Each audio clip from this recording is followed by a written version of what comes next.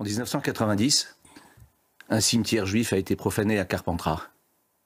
On n'a tué personne, on a déterré un homme, on a fait un simulacre d'empalement. 1 million de Français étaient dans la rue, 1 million. Le premier d'entre eux, le président de la République, est venu à cette manifestation. Depuis, on a tué des enfants dans une école juive, on a tué à bout touchant une petite fille dans une cour de récréation parce qu'elle était juive. C'était des terroristes, c'était des assassins, c'était des gens radicalisés. Nous sommes en 2024. Une jeune fille, une préadolescente de 12 ans, est violée, rackettée. Tu nous amèneras de l'argent parce qu'elle est juive. Quelle est la réaction de la société française? La vraie question, Pascal, et je peux vous dire, du haut de mon âge, de mes décennies de combats, d'échecs, de défaites, c'est que je me pose la question aujourd'hui. Et je ne suis pas le seul, Pascal. Y a-t-il un avenir pour les Juifs en France? Je veux dire que moi, je me pose cette question. Mon grand-père a fui des pogroms en Pologne. Il est arrivé en France en 1933 en fuyant l'Allemagne nazie. Il n'a pas choisi n'importe quel pays, il a choisi la France. C'est en ce pays qui avait fini par acquitter le capitaine Dreyfus, heureux comme Dieu en France. Aujourd'hui, moi, son descendant, né en France, français, ancien élu, décoré par la République, plus français que moi, ça n'existe pas. Est-ce que l'avenir de mes enfants est là? C'est la vraie question. Est-ce qu'on veut que les Juifs quittent la France?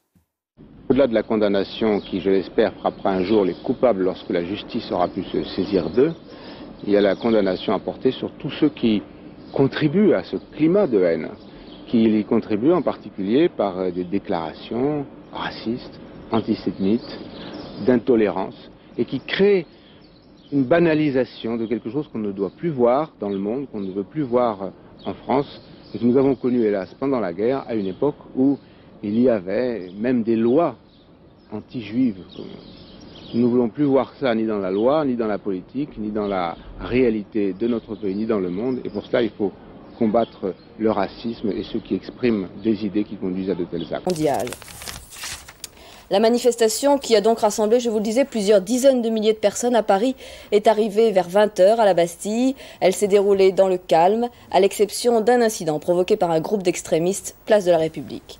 Un cortège œcuménique mêlant les représentants des divers partis politiques, des syndicats, d'associations et bien sûr des mouvements religieux, mais aussi les anonymes venus là pour témoigner. Philippe Boisserie. Jusque tard, ce soir, l'ange de la Bastille a accueilli à ses pieds la foule des manifestants venus dire non. Non à l'antisémitisme, non au racisme. Une seule consigne des 18 h, préserver le silence du recueillement.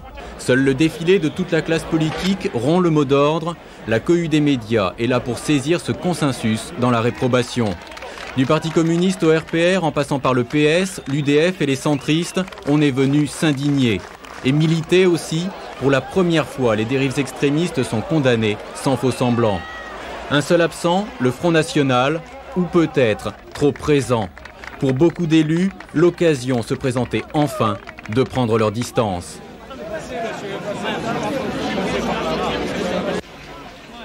L'unanimisme des politiques, mais aussi l'unanimité des anonymes. Pendant 3 heures, de la place de la République à la Bastille, des Parisiens de tous âges, de toute race, de toute confession, unis dans une marche silencieuse. À 7 ans, j'étais à Drancy et moi j'en ai peur parce que c'est la même chose qui nous est arrivée à ce moment-là. C'est la même chose et tout le monde disait c'est pas grave, on en parle comme ça mais le français n'est pas raciste. C'est vrai qu'au fond de lui-même il n'est pas raciste, mais s'il y a quelqu'un, s'il y a une étincelle, et bien tout de suite on s'adresse aux juifs, c'est toujours la faute des juifs.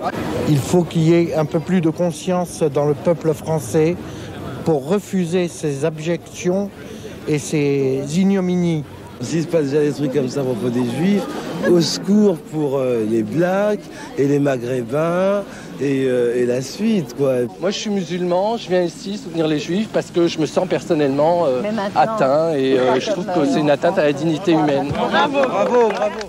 Difficile d'évaluer le nombre de ces manifestants, de 80 000 à 200 000 selon les estimations. Dans la foule, pas de slogan, peu de banderoles, mais une détermination présente également dans plusieurs villes françaises. comme ici à Marseille où plus de 6000 personnes ont défilé dans la soirée. Halte au racisme, halte à l'antisémitisme, ce leitmotiv de l'après-Carpentras a fait également écho aux nouvelles profanations commises la nuit dernière dans le carré juif du cimetière de Clichy-sous-Bois.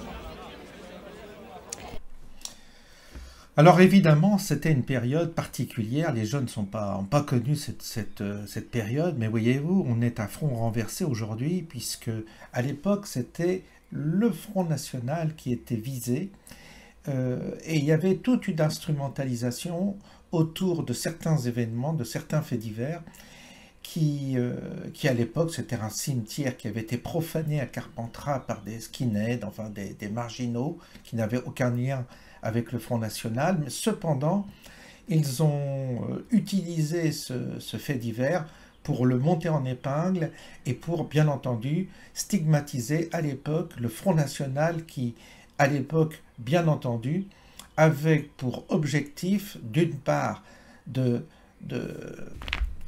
d'alerter sur l'immigration massive et le regroupement familial, à l'époque, en prévoyant, comme Jean-Marie Le Pen l'avait fait, en prévoyant les conséquences de cette immigration que nous subissons aujourd'hui. Maintenant, c'est au grand jour, donc on peut dire qu'il avait raison sur ce point-là. Et concernant la communauté juive, eh bien oui, à l'époque, Le Pen lançait des flèches vis-à-vis de cette communauté, mais pas vis-à-vis des juifs, mais vis-à-vis de la diaspora, d'une certaine diaspora juive qui avait, à l'époque, aussi qui était majoritairement à gauche et qui faisait la promotion aussi de l'immigration et qui travaillait à l'époque, cette même diaspora juive avait pour intention de détruire l'identité française qui était accolée à la tradition chrétienne de la France. Il y avait ce mouvement-là dans le mouvement juif, je dirais, politique.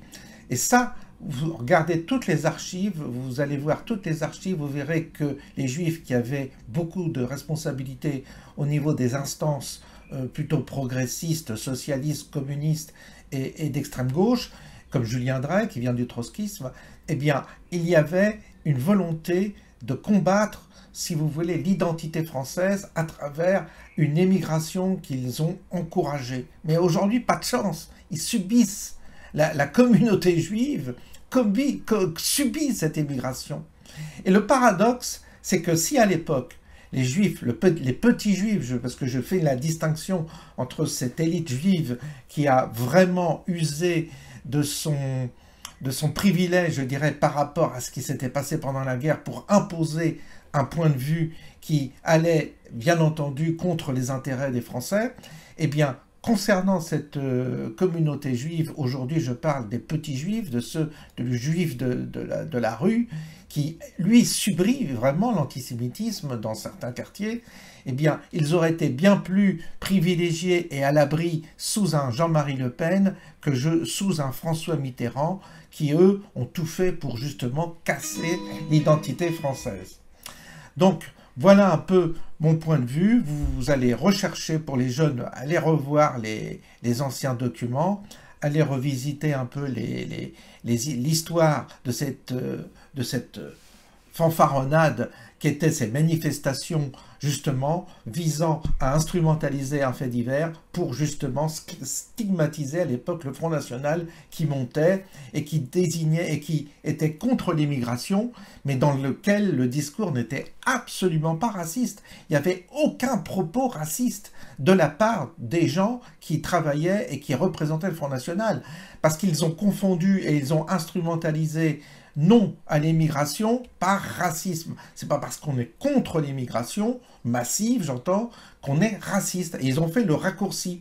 Et les Juifs ont participé à cela également. Mais aujourd'hui, c'est l'arroseur arrosé. Comme je l'ai dit déjà plusieurs fois, c'est l'arroseur arrosé. Aujourd'hui, ils subissent ce même amalgame, cette même, je dirais, instrumentalisation. Mais ils en subissent les conséquences. Comme quoi, il faut faire ça, attention quand on est de mauvaise foi et quand on justement qu'on use de ce genre de manipulation collective, médiatique, de propagande pour imposer un point de vue. Un jour, vous avez un boomerang qui vous revient. Ben, c'est ce qui se passe aujourd'hui. Donc c'est sans commentaire, allez vérifier, vous verrez, c'est exactement ce qui s'est passé. Donc si Jean-Marie Le Pen avait été président, ben aujourd'hui les Juifs ne seraient pas persécutés comme ils le sont, certains dans certains quartiers, par des musulmans qui leur en veulent d'être juifs parce qu'ils font l'amalgame eux-mêmes entre les Juifs de France et ce qui se passe en Israël et en Palestine. Voilà. Voilà, je pense avoir résumé les choses assez correctement.